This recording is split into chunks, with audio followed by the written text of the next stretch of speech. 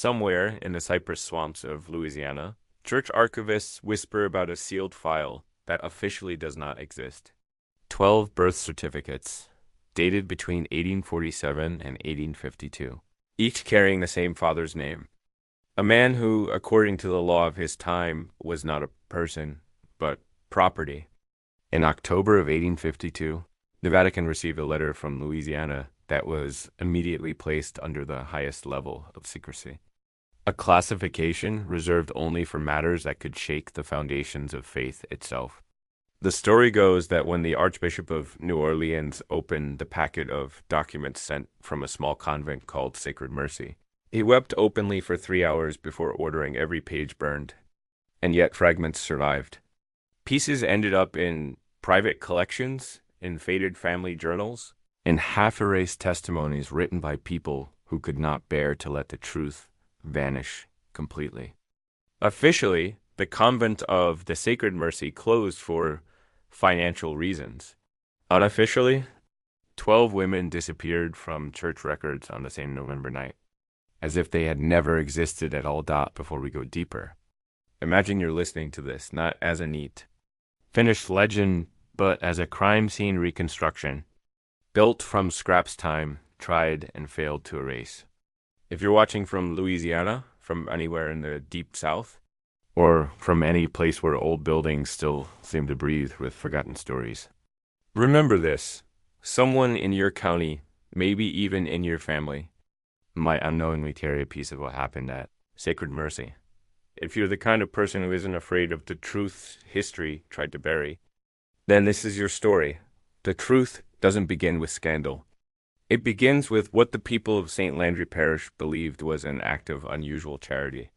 St. Martinville lay like a small French jewel in the sweaty, green grip of South Louisiana, 23 miles south of Opelousas, where Baitesh twisted its brown water through cane fields and cypress groves. The town clung to its French aristocratic past with stubborn elegance. Founded by families who had fled the French Revolution, St. Martinville kept its European manners even as the Louisiana heat melted collars and turned imported silk into damp ruin. In the center of town stood the church of St. Martin de Tours, its steeple visible for miles across the flat delta, a white Catholic needle piercing a sky that also echoed after midnight, with voodoo drums from the slave quarters, 3 miles north of that tidy square. Down a narrow shell road that turned into a river of mud every rainy season, stood the convent of the Sacred Mercy, built in 1838. It was the personal project of Madame Céleste de Faucet, a wealthy, childless widow whose sugar fortune was so large that she had begun trying to purchase her way into heaven through conspicuous acts of piety. Sacred Mercy was meant to house a small community of teaching sisters, women who would educate the daughters of plantation owners during the week and offer religious instruction to enslaved children on Sundays. It was considered progressive for its time, but only within strict limits. No one suggested that black and white children share the same desks, the same books, or even the same catechism. Charity had a ceiling, and it was nailed firmly in place. The building itself was handsome in the West Indies style. Raised on brick piers to survive floods, it had wide galleries on both floors where any stray breeze could be captured and treasured. Madame Dufaucet insisted on tall French windows that opened from floor to ceiling, cool yellow plaster walls that reminded her of Provence, and a chapel whose stained glass had been shipped at enormous cost from Lyon. 12 acres of land wrapped around the complex, vegetable gardens, medicinal herb beds, a small fenced cemetery, and, hidden behind a screen of live oaks draped in Spanish moss, a cluster of outbuildings. There stood the kitchen, the laundry, storage sheds, and at the very edge, the cramped quarters for the 3 enslaved people who kept the entire operation running by 1845. The convent held exactly 12 sisters, all under the age of 35, all from respectable French and Creole families. They had taken perpetual vows of poverty, chastity, and obedience. Their days moved to the beat of the canonical hours, matins before dawn, lauds at sunrise, then prime, terce, sext, nun, vespers, and finally compline before the strict silence of night. Between prayers, they taught French and catechism to planters' daughters, stitched elaborate altar cloths, tended their gardens, and kept themselves carefully separated from worldly affairs, as their vows demanded. In theory, Sacred Mercy was a machine of holiness. Wound tight and running on schedule, the community was ruled by Mother Superior Theres Baron, a 52-year-old woman whose family owned one of the largest sugar operations in the parish. Her faith was as hard and straight as the cane stalks her family harvested. She believed in order, in silence, and in the dangerous comfort of never asking questions she did not already know how to answer. Under her authority worked the 3 enslaved people donated to the convent. Helene, an elderly woman who ruled the kitchen. Her daughter Margot, who handled the washing and heavy domestic labor. And the man whose name would eventually appear on those 12 birth certificates. Mieses arrived in March of 1845. Bought at an estate sale in New Iberia, specifically for Sacred Mercy. He was 22, tall, and light-skinned, the product of generations of forced unions between enslaved women and white men. 6 feet of muscle and quiet watchfulness, with broad shoulders and a gaze that made some white men uneasy. The convent paid $650 for him, a fair price, Madame de Fossat's agent said, for a healthy male in his prime. The bill of sale described him as a likely Negro man, sound of limb, skilled in carpentry and garden work, of docile temperament. It did not record the things that did not matter to buyers that Miches could read. Taught secretly by an overseer's daughter on his previous plantation, that his mother had been sold away when he was 7, that he had watched his father beaten to death for the crime of looking a white man in the eye, that scars crossed his back from a whipping he received at 15 for asking permission to visit his sister on a neighboring plantation. None of that affected his market value. The sisters treated Mieses with the remote kindness their faith prescribed toward all of God's creatures, provided those creatures never questioned their place. They did not speak to him directly. Such familiarity would have been improper.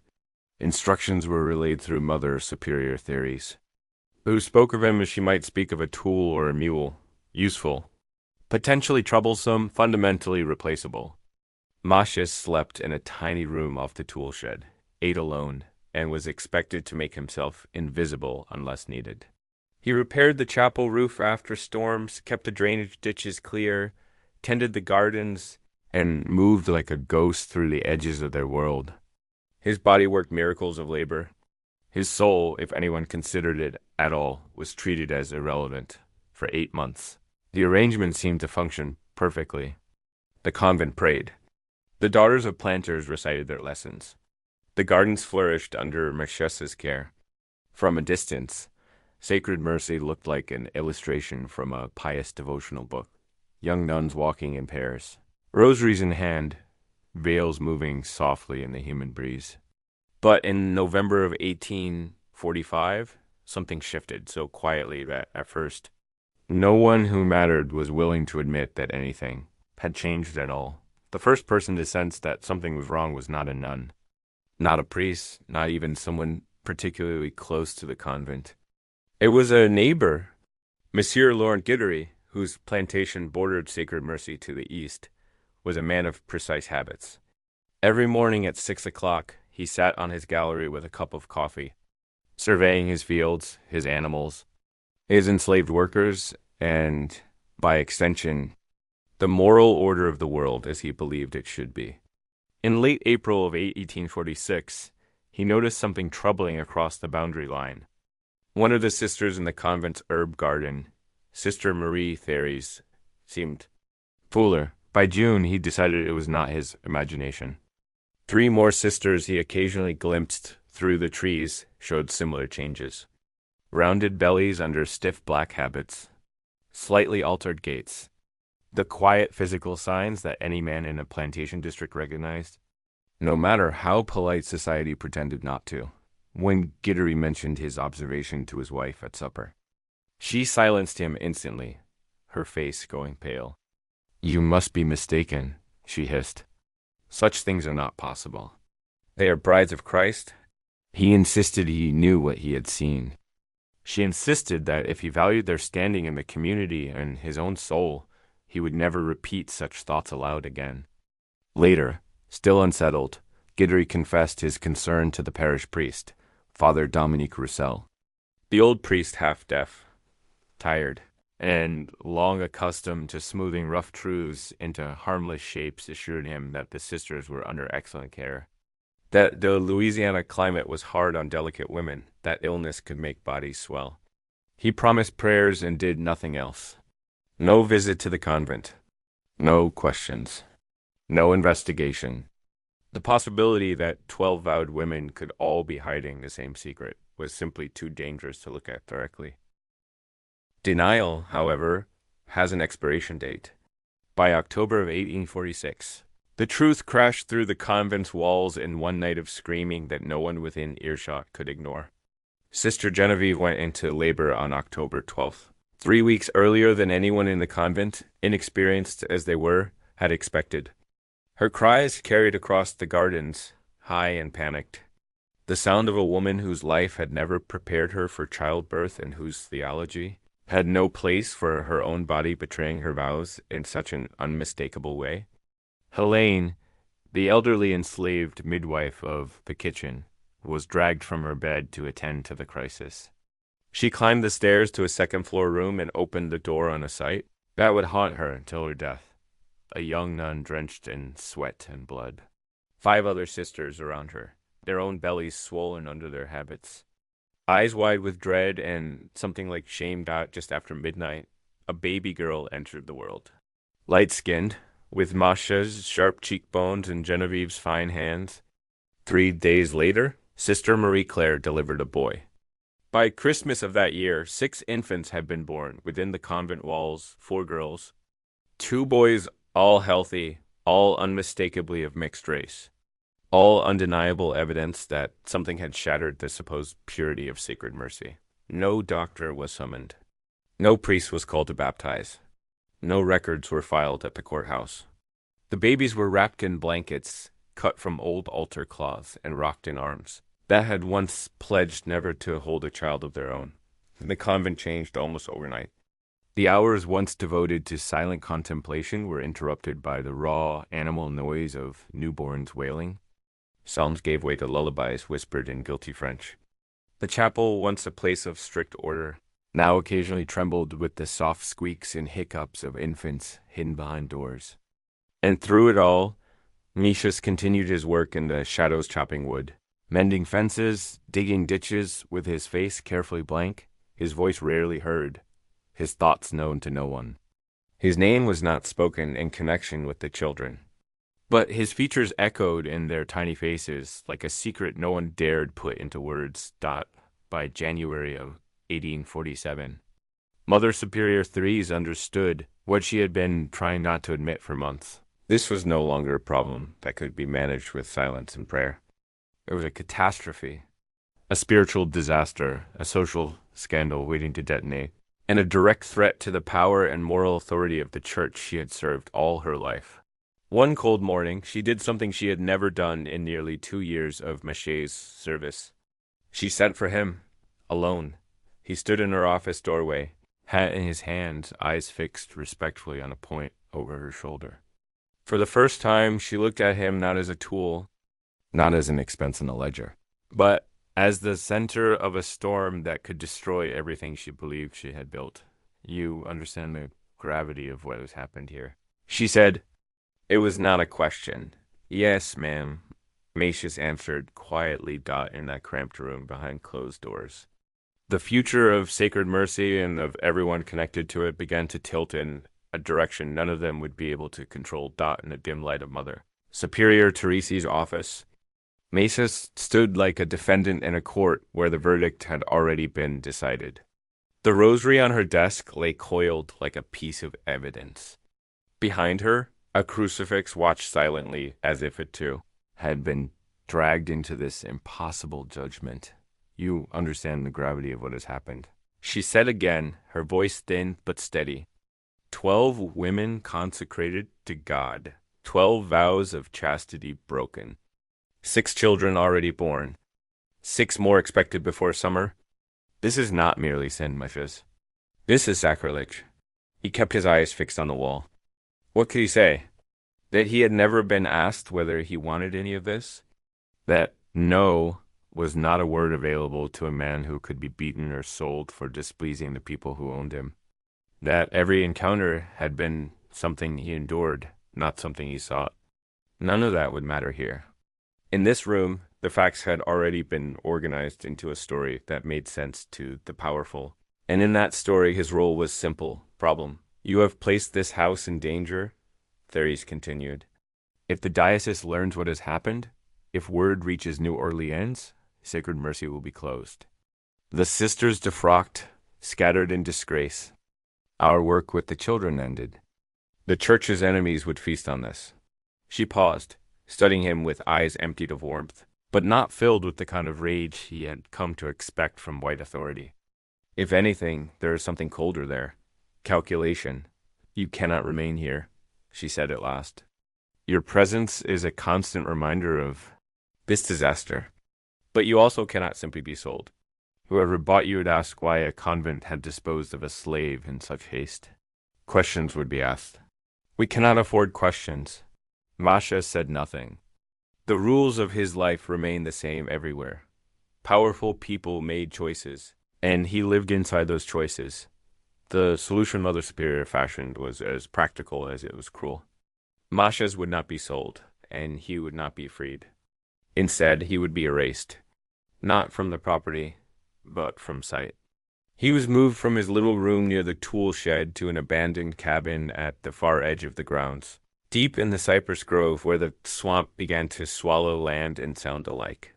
There the tree frogs sang through the night, and the chapel bells reached him only as a faint, distorted pulse of metal in the distance. From that point on, he would work when the sisters slept or when they were shut up in prayer. Before dawn, he cleared drainage ditches by lantern light. At midday, when the convent dozed through the worst of the heat, he repaired the fences and checked the outbuildings.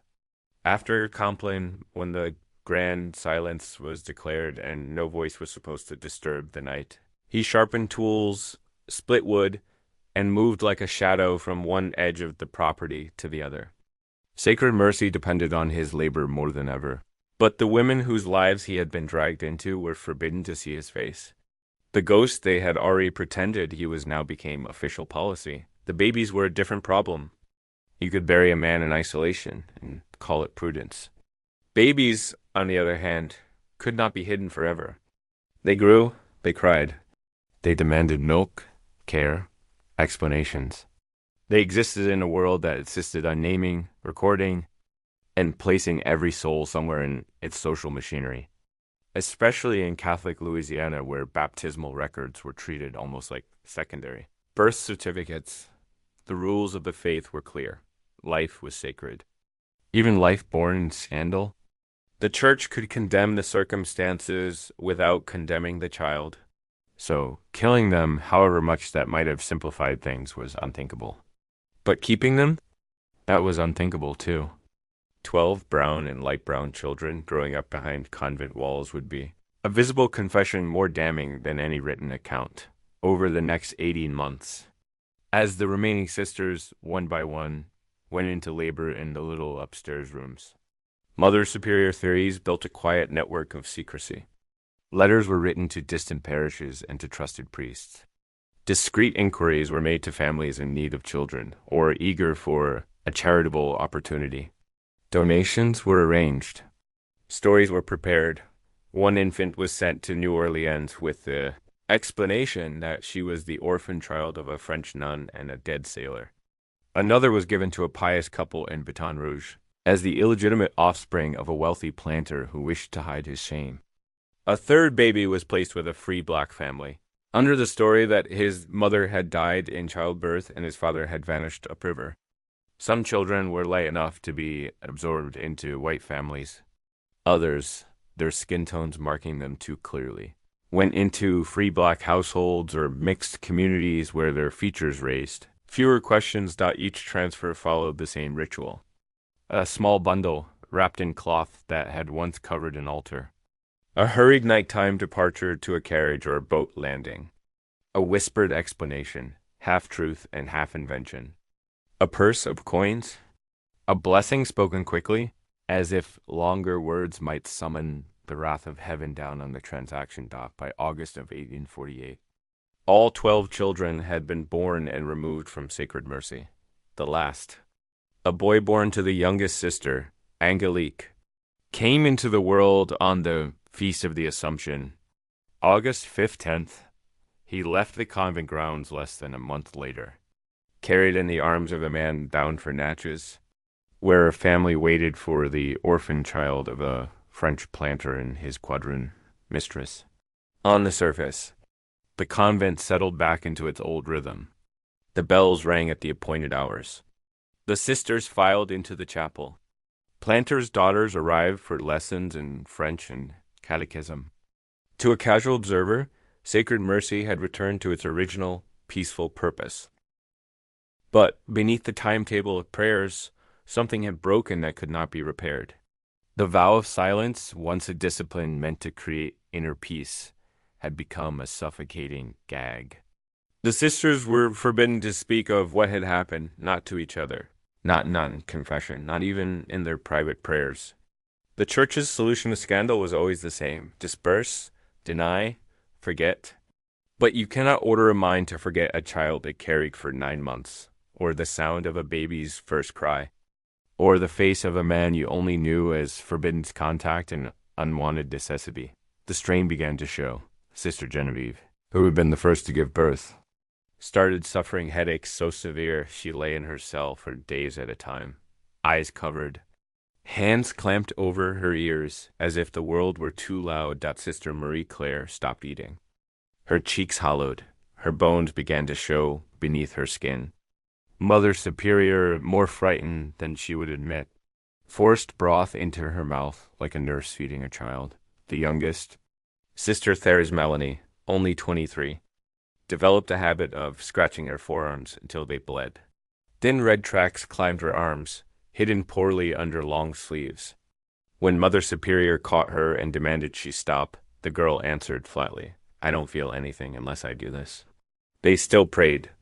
They still chanted the Psalms, but their voices had changed. The smooth, bright tone of earlier years had been replaced by something strained and hollow, like a choir singing over a fault line. On the far edge of the property, in his isolated cabin, Masha slipped into a different kind of silence. Days would pass during which he spoke not a single word to another human being. His world shrank to practical tasks: sharpening an axe, mending a shovel, clearing brush that constantly tried to reclaim paths and fences.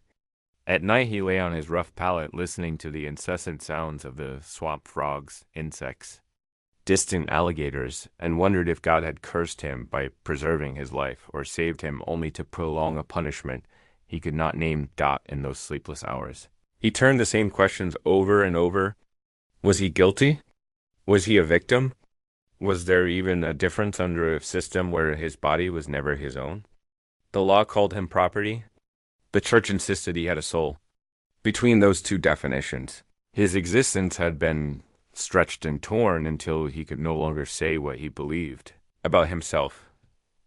The women inside the main building wrestled with their own torments. For them, the problem was not only what they had done, but what they were still required to do: put on habits each morning, kneel in front of an altar, and present themselves as living symbols of purity and obedience to a God whose commandments they had broken in the most intimate way possible. Every time they recited the line, "We have sinned in thought, word, and deed," each woman added silently, "and in the body and in the womb." One of them, Sister Jean Baptiste, carried the weight differently. She was 31, the daughter of a notary from Lafayette, known before her vows as the intelligent one, the reader, the woman who asked too many questions in a world that preferred quiet daughters. She had kept journals since her girlhood, private records of her spiritual struggles, her gouts, Her attempts to reconcile doctrine with the messy realities of human behavior at Sacred Mercy. She had initially submitted to the imposed silence like the others. But as months turned into years, as the memory of each whisper, each decision, each child grew heavier, she reached a conclusion that terrified her more than excommunication.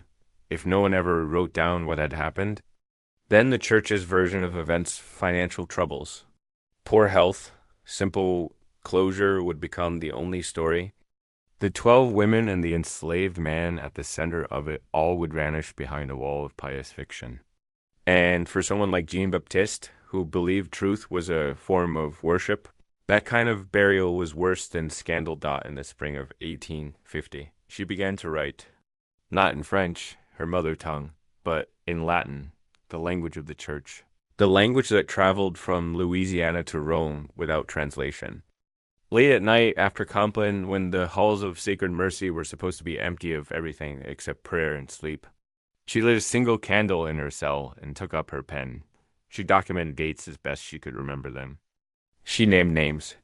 She described how it began in the garden, with Sister Marie Therese and a moment of loneliness that cracked open into something much larger.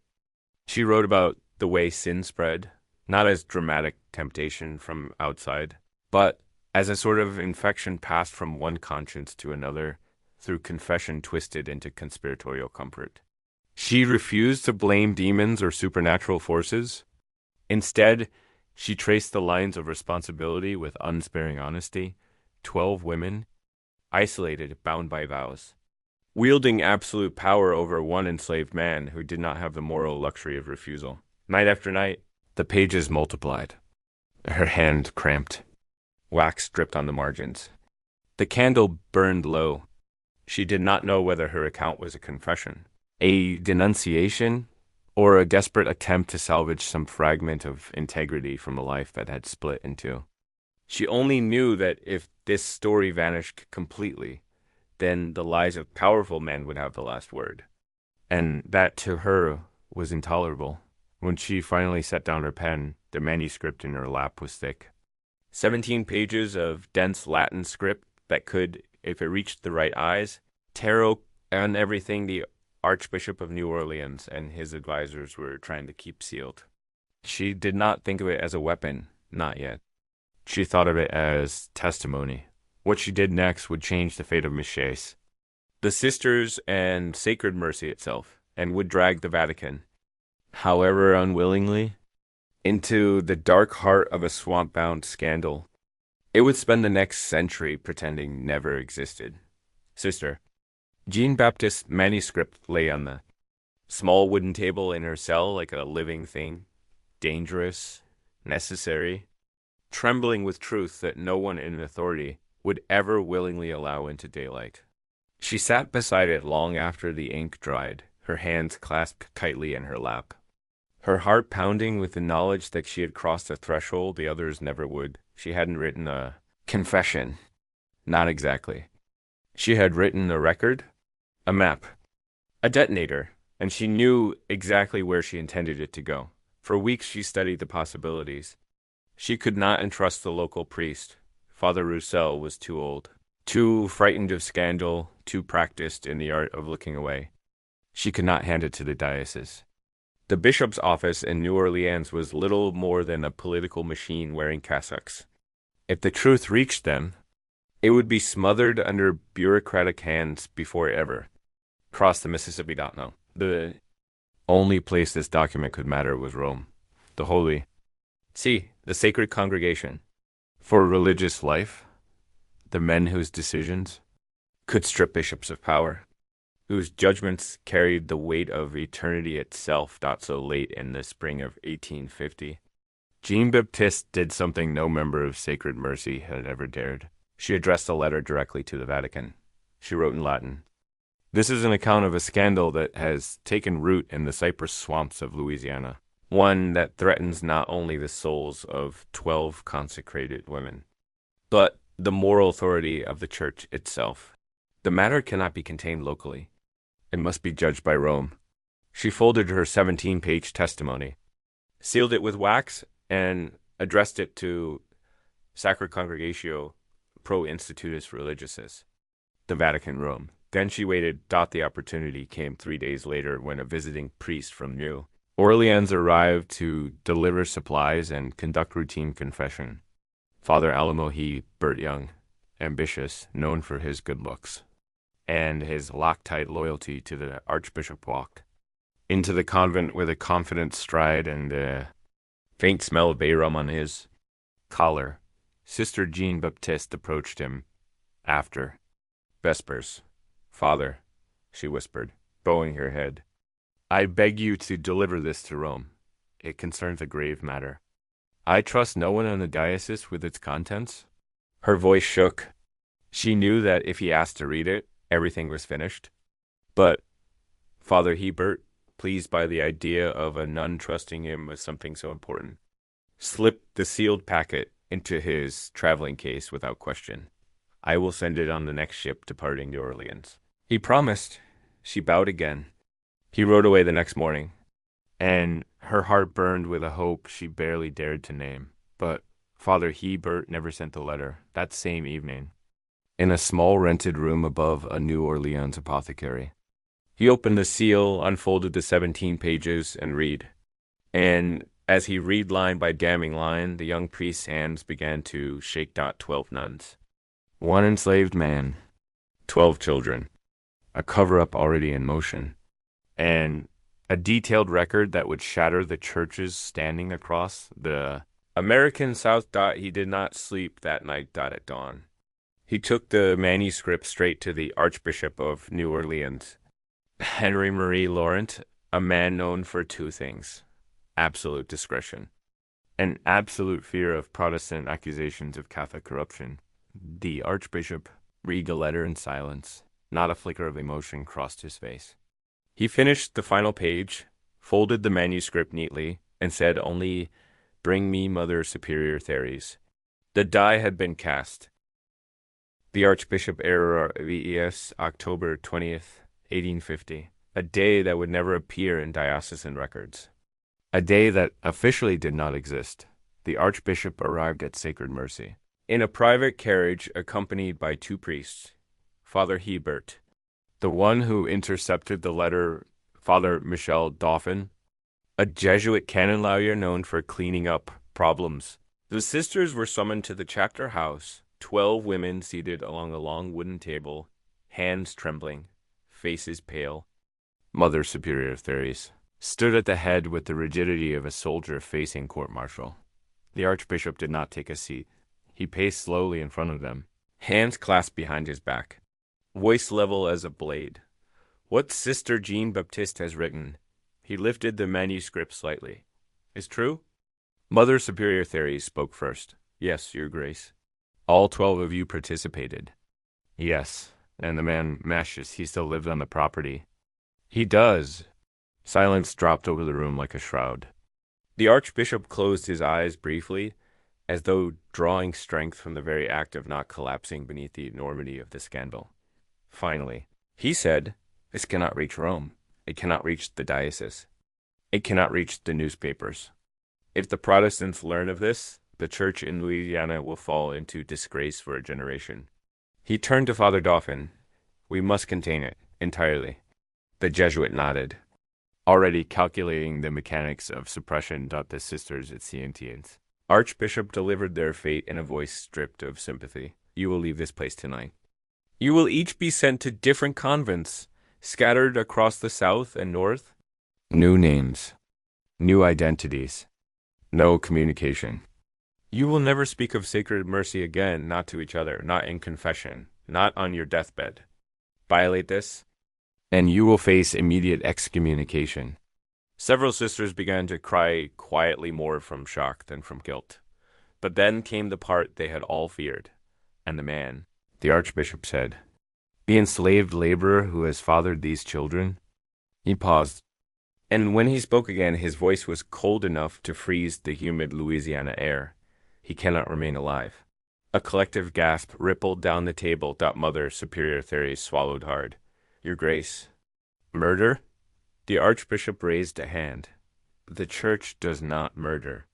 The Church simply does not involve itself in Unfortunate disappearances. A runaway slave who vanishes in a swamp is no scandal. Sister Jean Baptiste stood so abruptly her chair slammed against the wall. "You cannot kill him," she said, trembling. "He is innocent." Innocent in a way none of us are. The Archbishop's eyes hardened. "Sister, your opinion is neither required nor invited." Her voice rose. "If you kill him, I will write again to Rome, to newspapers, to anyone who will listen." The Archbishop's composure cracked for the first time. "You will do nothing," he snapped. "Because if you expose this, you will destroy not only these women, but the faith of thousands. You will destroy the church in Louisiana." Sister Jean Baptiste met his gaze without flinching. "I would rather destroy a church that commits murder," she whispered, "than be complicit in its silence." The room erupted in tension so sharp it felt like another presence in the air, something dangerous, something alive for the first time. The Archbishop realized she was not frightened of him, and that made her the most dangerous person in the room. The Archbishop had expected fear. Obedience, maybe even quiet despair, but not resistance. Certainly not from a woman who had taken vows of silence and submission. Yet as Sister Jean Baptiste stood before him, pale but unshaken, he felt something he had not felt in years. The unsettling realization that the power he wielded so effortlessly was, for once, not absolute. She walked out of that chapter house without a blessing, without dismissal, without asking permission. And in that moment, the Archbishop understood that the greatest danger to the church was not Mattress, it was her. For the next 3 days, the convent lived in a suffocating hush. The sisters moved like sleepwalkers, praying without knowing what words passed their lips. The bells rang on schedule, but every sound seemed strained, like metal ready to crack. At night, the women lay awake in their narrow cells, listening to the swamp and wondering whether dawn would bring relocation, punishment, or the silent arrival of men sent to eliminate the one witness the church could not risk leaving alive. Mashes, alone in his cabin, sensed the danger long before anyone said a word. He worked through the nights with a strange calm, as though already resigned to the end that was coming for him, but Sister Jean Baptiste was not resigned. Far from it. She spent those 3 nights doing something even she had not believed she could do. She rewrote her confession. Each page copied by hand in perfect, steady Latin, not once, but 4 times. Her candle burned low, her fingers cramped. Sweat gathered on the back of her neck despite the November cool. But her determination was absolute. Every detail of Sacred Mercy's secret pregnancy scandal. Every name, every date, every child's placement, every transfer of money, and every priest involved, she reproduced them with the precision of a woman recording evidence for a trial that the world was not yet ready to hold dot by dawn of the 4th day. She had 4 identical packets. One remained sewn into the lining of her prayer book, hidden against her heart. Another she entrusted to old Helene, the enslaved midwife who had delivered all 12 babies. Helene could not read a word of the Latin text, but she understood that this folded bundle of paper had the power to save a man's life. She tucked it deep into her belongings without question. The 3rd copy had already been mailed to her cousin in Mobile, a man married to a journalist with abolitionist connections in the North. That copy was beyond anyone's reach now, moving slowly across Louisiana toward a fate even she could not predict. The 4th and final copy she carried to Mother Superior Therese in the cold gray hours just before dawn. Mother Superior was seated at her small desk, rosary in hand, her face drawn from sleepless nights. When Jean Baptiste entered, she did not kneel. She did not bow. She placed the packet on the desk with a steady hand. "This," she said, "is what stands between us and death." The Mother Superior stared at the manuscript as if it were venom. Jean Baptiste explained quietly, but with absolute clarity. If Machas disappeared, if he was harmed, if he was sold into silence, if anything happened to him at all, these documents would be released. Her cousin in Mobile had been given instructions. If she did not write to him by a certain date confirming Maché's safety, the entire story, every horrifying detail, would be published in northern newspapers within weeks. the Catholic Church in the American South, would face a scandal so explosive it might never recover. Mother Superior's voice trembled when she spoke. You would destroy the church to save one man? Jean-Baptiste shook her head. I would refuse to become a murderer wearing a veil. She reminded the older woman that the church could survive sin priests with concubines, financial corruption, secret children, but it could not survive murder committed in God's name. If we kill him, she said, then we are no longer a house of God. We are simply a house of power. Mother Superior theories, caught between obedience to the Archbishop and the moral terror of what he commanded, folded her hands tightly as if in prayer, but no prayers came. Jean-Baptiste's ultimatum had left no room for ambiguity. If Masha's lived, Sacred Mercy's sins would remain buried. If he died, the truth would blaze across the nation like a match dropped into dry cane fields. She understood the logic, and she understood, perhaps for the first time, that this young nun, this quiet woman she had once dismissed, had outmaneuvered the most powerful priest in Louisiana that afternoon. The Archbishop returned to Sacred Mercy expecting submission. Instead, Mother Superior presented Jean-Baptiste's ultimatum. Witnesses later said the argument could be heard through the walls. Accusations of blackmail, threats of excommunication, warnings that the church's enemies would use this scandal to tear down everything they had built. But beneath his rage, the Archbishop understood the truth. He was trapped. If he ordered Misha's killed, the story would explode across the country. If he allowed him to live, the church would be forced to free a man fathered into scandal and hoped to erase. For the first time in his entire career, the Archbishop discovered that the balance of power had shifted, not toward Rome, not toward the church, but toward a single woman in a black habit who refused to sacrifice an innocent man to protect the powerful dot by nightfall of November 4th. The decision was no longer in his hands. It belonged to Jean-Baptiste, and she had made her choice. Masha's would live, or Sacred Mercy would burn. The Archbishop spent the night pacing the guest chamber the sisters had hastily prepared for him, though he barely touched the bed. Every time he closed his eyes, he saw headlines imagined, but terrifyingly plausible, splashed across northern newspapers. 12 nuns pregnant in Louisiana convent. Enslaved man at center of church scandal. Catholic authorities hide atrocities in swamp convent. He imagined Protestant ministers standing before their congregations, waving Jean-Baptiste's confession and proclaiming the moral collapse of the church in the South. He imagined Louisiana planters withdrawing their financial support, Catholic families abandoning parishes, politicians calling for investigations, Rome demanding explanations. In every scenario he pictured, he saw himself, not Sister Jean-Baptiste standing at the center of the storm.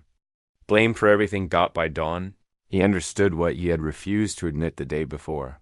Sister Jean-Baptiste had trapped him perfectly. A single nun with nothing left to lose had outmaneuvered the most powerful ecclesiastical authority in Louisiana. When he summoned his advisors, Father Hebert, pale from guilt, and Father Dauphin, lips pressed tight with fury, the conversation was brief but decisive. They could not risk killing Misha's. They could not risk selling him. They could not risk keeping him. The only solution left, the one the Archbishop least wanted, was freedom. Freedom for a man who was never meant to speak a word of what had happened. Freedom for the one witness they could not silence by any other means. Late that afternoon, he called for Sister Jean-Baptiste. She entered the chapter house without trembling, though her hands remained folded so tightly the knuckles were white. The Archbishop did not sit. He kept his posture rigid, as if refusing to acknowledge how much ground he had been forced to surrender. You have placed the church in an untenable position, he said coldly. You have used blackmail, coercion, and threats to force our hand. Your conduct is unbecoming of a woman consecrated to God. Jean-Baptiste met his gaze with the calm resignation of someone who had already accepted the cost of her choices. Perhaps, she replied, but I will not participate in murder. If that is unbecoming, then so be it. He swallowed a response. then delivered the decision with clipped formality. Each word an act of reluctant surrender. Demand, Masha's will be freed. Even though she had forced it, the words struck her like a shock. He will receive manumission papers signed by my office, the Archbishop continued. He will be given money, clothing, and letters of introduction to Catholic communities in the north where his presence will not raise suspicion. If he leaves quietly and remains silent thereafter, the matter will be closed. Jean-Baptiste bowed her head, not in obedience, but in acknowledgement. There is a condition, he added sharply.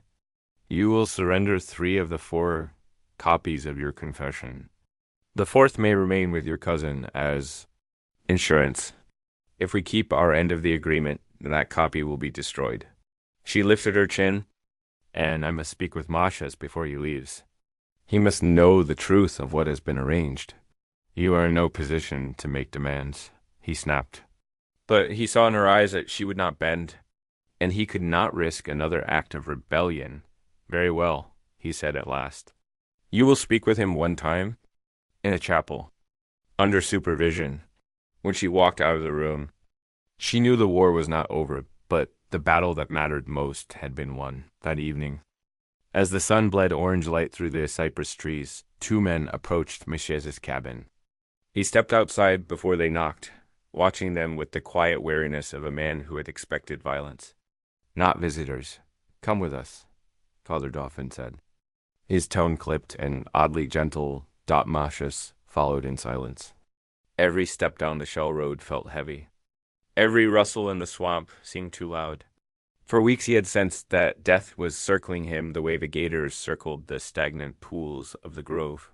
Now he wondered if this was the walk that ended with a knife. A bullet, a shallow grave. But instead of the woods, they brought him to the chapel. The door stood open, light flickering from the candles near the altar. The air smelled faintly of incense and damp stone. And inside, waiting in the front pew, was Sister Jean-Baptiste. She rose when he entered, and for a moment neither spoke. The chapel was silent, except for the faint drone of insects pressing against the stained glass. They're letting you go, she said, her voice barely above a whisper. Macius blinked, uncertain whether he had misheard. Go? You will receive freedom papers, she explained. Real ones. Signed by the Archbishop. Money. Clothing. Letters that will help you start a new life in the north. They have agreed to everything. He stared at her, trying to understand. Why? Because I forced them, she answered simply. Because it was the only way to stop them from killing you. He took a slow breath, the truth settling into him with the weight of a stone. So, I am to be free, he said, softly, because you threatened the church. No, she replied. You are to be free because you deserve to live, and because sometimes the only way to make powerful men do what is right is to make what is right their only option. For the first time since he had come to Sacred Mercy, Machus let his shoulders relax. The tension of months, fear, shame, exhaustion seemed to flow out of him all at once. He reached into his pocket and produced a small object, a figure carved from cypress wood, no more than 3 inches tall. A woman in a habit kneeling in prayer. I made this, he said, offering it to her. Before all this started, before the Archbishop came, I meant to leave it in the chapel someday. She hesitated, her eyes filling with tears. I cannot accept. It ain't a gift for what happened, he said gently. It's a reminder that not everything here was evil. Some parts, some moments, were human. That matters. At least to me. She took the carving. Her hand trembled as her fingers closed around the little figure. Thank you, she whispered. He nodded once in acknowledgement. A farewell, a final moment of unspoken forgiveness, and then stepped back. The next day he would leave Sacred Mercy forever. Tomorrow he would walk toward a life he had never been allowed to imagine. But tonight he stood in a silent chapel with the only person who had ever fought for his survival. And for the first time, Sacred Mercy felt less like a prison and more like a place where 2 lives, bruised by the same tragedy, had managed to save each other in the smallest but most meaningful way possible. The morning of November 8th, 1850, broke with a thin, pearly light spreading over the cypress trees. The kind of pale dawn that never quite warms the swamp, but makes every branch shimmer with dew. Mayha stood at the edge of the shell road with a small canvas bag slung over his shoulder. Inside were the things the church had chosen as his new beginning. A simple wool suit, 2 shirts, 1 pair of boots, a sealed envelope containing his manumission papers, 3 letters of introduction, and $50 in coin of fortune. For a man who had owned nothing but his labor only days before, he touched the papers once more, feeling the weight of the Archbishop's seal beneath the oilcloth wrapping. It was strange how something so thin could feel so heavy. Not just heavy with hope, but heavy with the knowledge that this freedom had come at a price no one would ever speak aloud. From the convent gardens, the sisters watched him through shuttered windows, though none could bring themselves to step outside. They could have whispered a farewell, offered a blessing, even given a small gesture of apology. But guilt held them silent. They watched the tall figure walking slowly down the road, his step steady, his shoulders squared, his gaze fixed straight ahead. Some of them wept quietly into their sleeves. Others prayed. A few simply stared hollow-eyed, as the man whose life had been bound to theirs by sin and shame disappeared into the morning haze. Monsieur Laurent Guittery, drinking his morning coffee on his gallery, as he always did precisely at 6 recorded, the moment in his journal with matter-of-fact simplicity. The Negro man from the convent walked eastward with traveling effects. He looked neither back nor around. He would never know how much weight lay behind that single line of ink. When Miesis reached the St. Martinville landing, the riverboats were already stirring with activity. Deckhands shouted orders, ropes groaned, and the smell of steam mixed with the earthy scent of the bayou. He purchased passage aboard the Teche Belle, which was bound for New Orleans. The clerk who wrote his name in the manifest, Marchis Duval, free man of color, destination, Cincinnati, did not look twice at him. Duval, a surname he had chosen himself. A name with no owner attached. A name that meant he finally belonged to himself. When the boat pulled away from the landing at 3 o'clock that afternoon, Masha stood at the railing and watched the Louisiana banks recede. Live oaks dripping with Spanish moss drifted past like ghosts. The air hummed with insects and the distant croaking of frogs. Sacred Mercy, hidden somewhere beyond the trees, was already fading into memory. He felt no hatred, no triumph, only a deep, aching exhaustion and the faintest spark of something he had not felt since childhood. A future. Back at the convent, the Archbishop wasted no time carrying out the rest of his containment plan. Sacred Mercy would not be allowed to linger long enough for gossip to grow. That very week, an official diocesan announcement declared the convent closed due to financial strain and the declining health of several sisters. It was a lie polished to perfection, a tragedy without scandal, a closure without cause. Within days, the 12 sisters were scattered like seeds thrown into the wind. One went to a severe Carmelite monastery in Kentucky, another to a teaching order in Maryland, another to a mission convent in Arkansas where Creek Indians and frontier settlers shared equal misery. They were forbidden to contact with one another. They traveled under new names, hidden histories, and permanent silence. For many, this dispersal was a second death. Sister Marie Therese, the first to break her vows, went to a Baltimore convent where she taught immigrant girls their letters in a cold stone classroom for more than 20 years. She never spoke of Louisiana. The letters she wrote to her superiors were meticulous, obedient, and achingly empty. She died of consumption in 1873, and her tombstone bore nothing but her religious name and dates. No one visiting that grave ever knew the life she had led before Baltimore swallowed her whole. Sister Angelique, youngest and perhaps most fragile, was sent deep into the Arkansas wilderness to a mission plagued by malaria, starvation, and violent unpredictability. She lasted 7 years before the fever claimed her. In her final letter, written with trembling hands, she said only, "I have paid what I owed." Others survived longer, but not better. Their days became a ritual of penance not imposed directly by Rome, but by their own consciences. They prayed, they taught, they served, and they aged under the weight of a memory they were forbidden to name. And then there was Sister Jean Baptiste. Her punishment, though never spoken aloud, was the harshest. She was sent to a remote mission in the Alabama wilderness, a place so isolated that even the diocese considered it a hardship post. There she learned to chop wood, mend broken roofs, stitch torn clothing, and tend to wounds with herbs gathered from the forest. The two elderly nuns who lived with her welcomed her without questions, without gossip.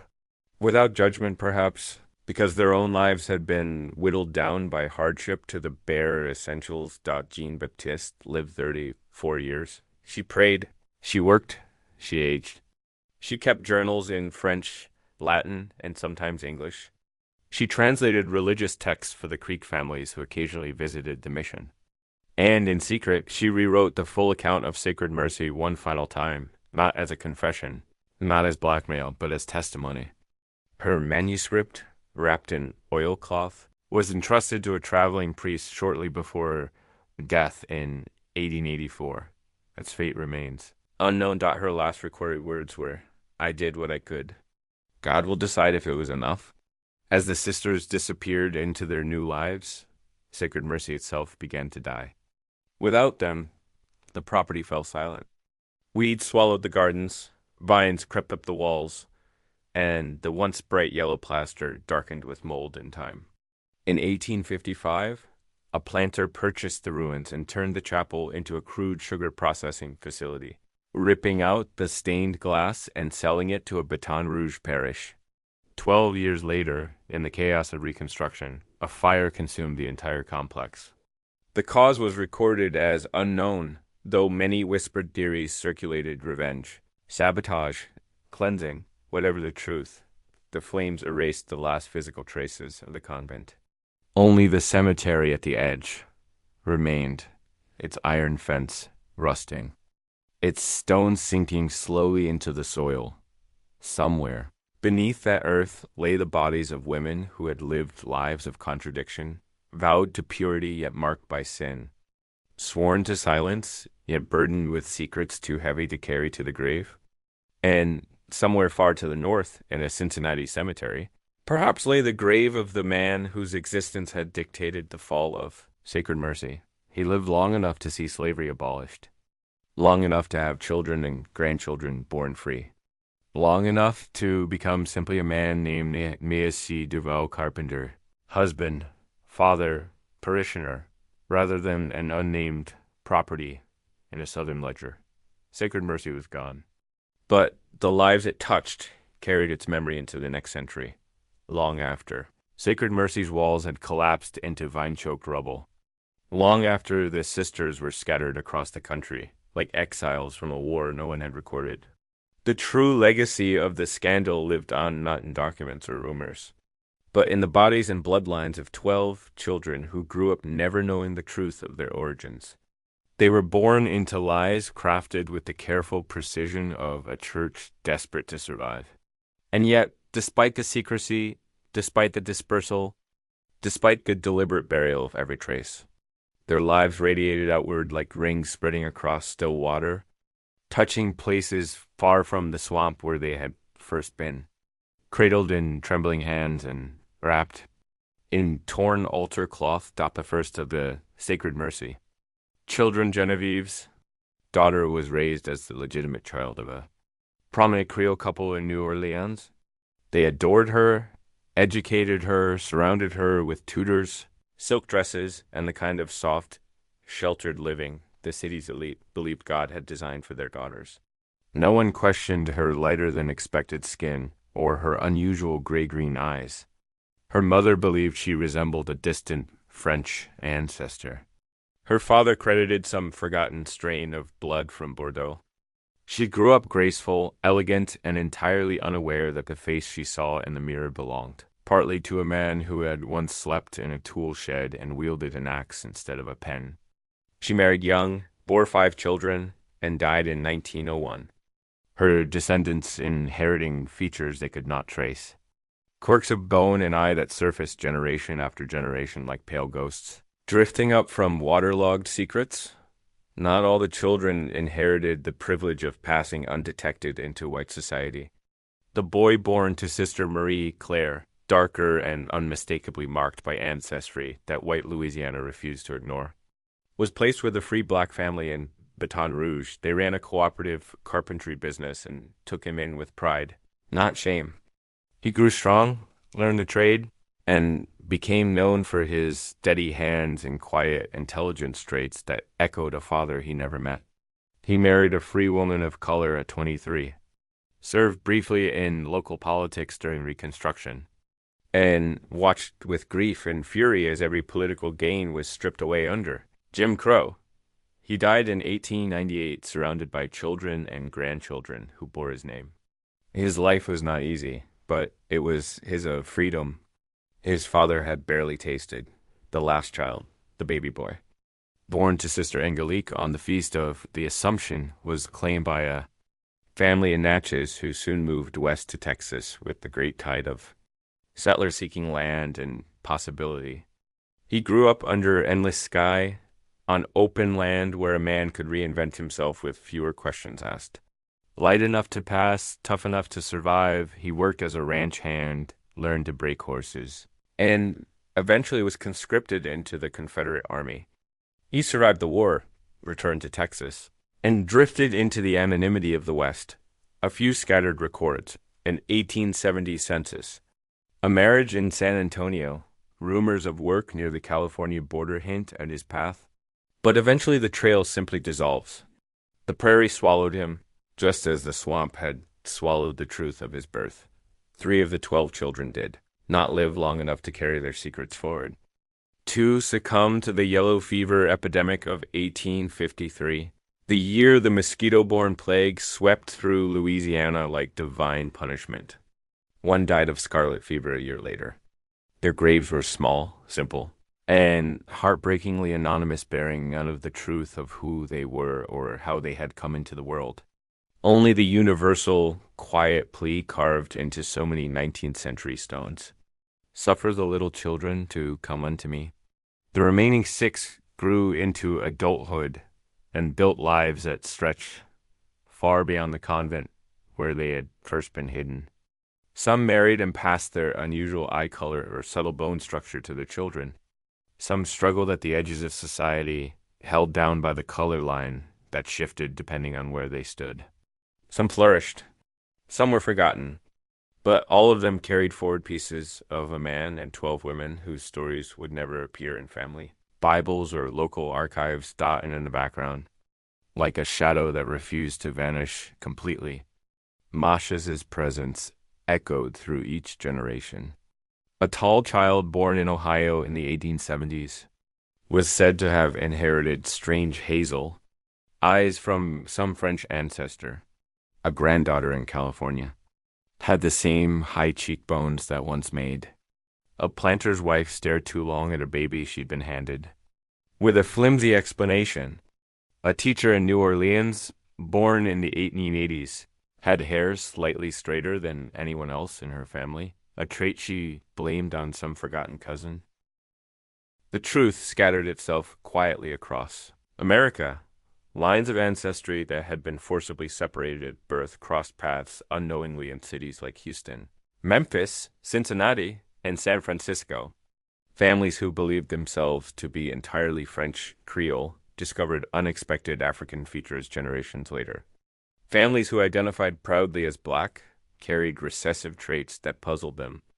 Heritage blurred, mixed, and multiplied until the 12 children of Sacred Mercy became threads woven invisibly into the fabric of a nation that had no idea they existed. The church, meanwhile, succeeded outwardly. A scandal never broke in their lifetimes. No northern journalist ever published the truth. Jean-Baptiste's cousin in Mobile, cautious and devout, held the manuscript for years but never released it. Rome remained untouched by the full story. Louisiana continued its life as though Sacred Mercy had never existed. But secrets do not die. Not really. Documents survived where they should have burned paper hidden in drawers, bills of sale forgotten in courthouse ledgers, baptismal records that didn't quite match the stories told at dinner tables. Oral history survived in family memories, whispered in kitchens when children weren't supposed to hear. A few descendants, generations later, wondered why a great-grandmother's photograph looked strangely unlike anyone else. Why an ancestor's name shifted from French to English to Spanish in a trail of inconsistent paperwork. Why a family story began with the phrase, "We don't talk about where she came from." In that way, the children of Sacred Mercy became what the Church had most feared, living, breathing evidence that the truth cannot be destroyed, only delayed. They carried the unanswered questions, the inherited mysteries, the physical proof of a story too explosive for its time. And somewhere in America, Texas, Ohio, California, Louisiana, thousands of people today may unknowingly descend from the one man the Church tried to erase and the 12 women whose silence it demanded. Sacred Mercy was gone, burned into ash and memory. But the bloodlines it created walked into the next century, and the next unknowing. Untraceable witnesses to a truth that refused to disappear, long after the last sister of Sacred Mercy had died. Long after the swamp had reclaimed the foundations where their voices once echoed through wooden halls. The truth of what happened between 1845 and 1850 lingered.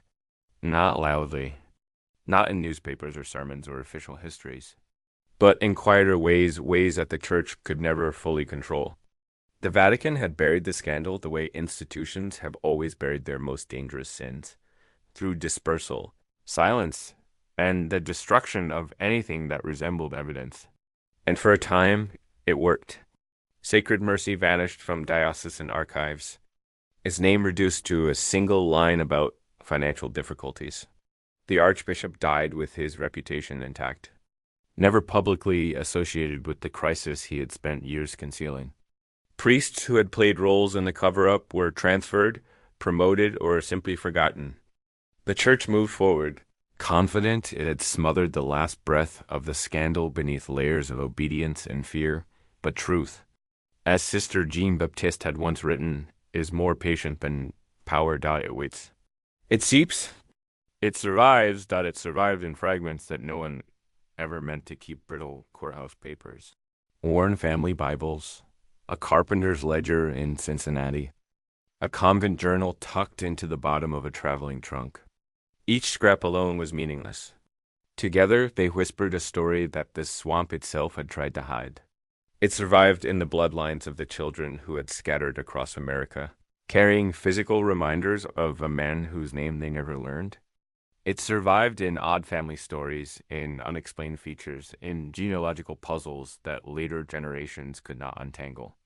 It survived in the uneasy silence that hovered whenever an older relative was asked about a great-grandmother's origins or a missing branch in a family tree. Most of all, it survived in the determination of people who sensed that what their ancestors had been told was incomplete. Somewhere in Louisiana, a descendant of one of the planters' families stumbled across an old diary mentioning a peculiar incident at a convent upriver. In Ohio, a genealogist researching the Duval line found an 1860 census entry for a man named Mashas that did not match any known Louisiana family.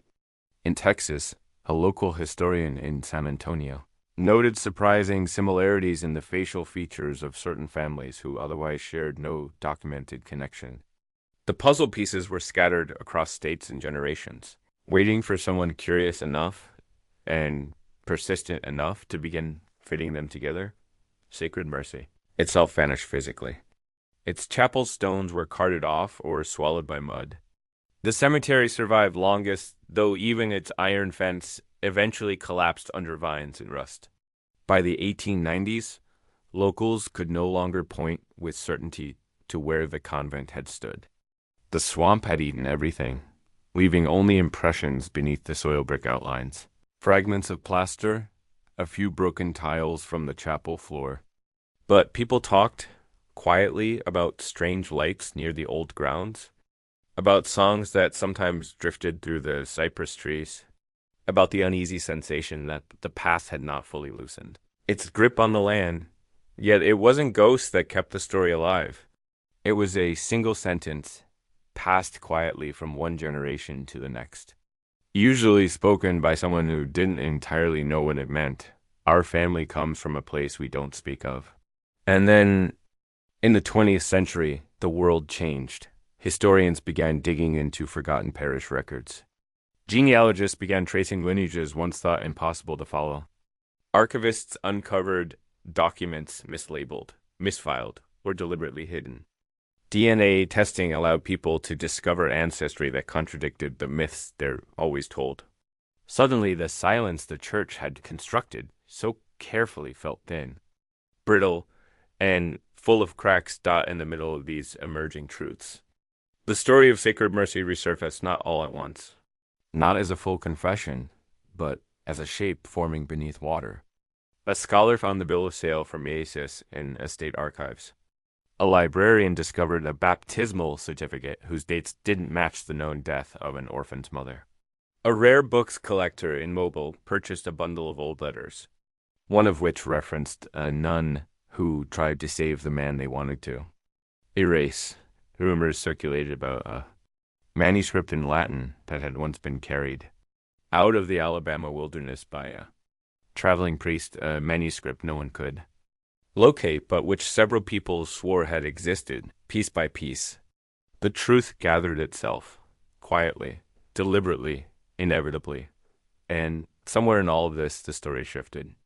It was no longer only about scandal or sin or institutional survival. It became a story about human beings caught at the intersection of power and powerlessness. A story about systemic cruelty and personal frailty.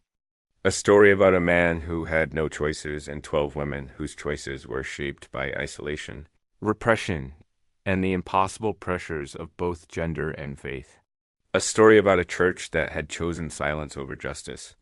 And a story about one woman, Jean Baptiste, who refused to let murder become part of that silence, even if she had to risk her soul to prevent it. By the time the 21st century arrived, Sacred Mercy existed in a strange place between history and myth, not officially acknowledged, not fully forgotten. A rumor half buried in archives, a whisper that refused to die, a truth that had slumbered beneath water and moss, waiting for the world to become ready to hear it. And now, in the retelling, in the act of pulling these fragments together, you are part of that unburial, because stories like this don't survive by accident. They survive because someone somewhere refuses to look away. They survive because people hunger for the truths that institutions tried to erase. They survive because injustice leaves shadows that stretch across centuries. They survive because descendants, knowingly or unknowingly, carry evidence in their faces and their blood. They survive because one woman with a candle and a pen believed that truth. Even buried in swamp mud, would someday rise again. Sacred Mercy fell into ruin. Its sisters died scattered and alone. Mash's grave lies far from the cypress groves of his youth. But the real story endured. Not because the church wanted it, not because historians preserved it, but because truth has a way of finding sunlight no matter how deep the darkness that tried to cover it.